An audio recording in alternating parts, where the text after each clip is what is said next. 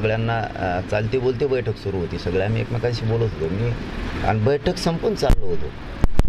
तर मी खाली बसा पोरांना पुढं आल्यावर म्हणत होतो, कारण लय गडी झाली म्हणून.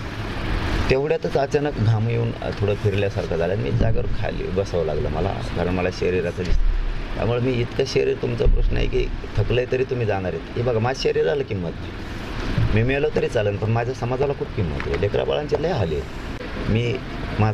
माझ्यावर मला आत्मविश्वास आहे, माझ्या समाजावर मला आत्मविश्वास आहे. आम्ही आमच्या ताकदीवर ती यश मिळवतो. असं ठरून जर कोणी आंदोलनं केले ना, ते कधी यशस्वी होत नाही. मी कधी ठरवून करत नाही.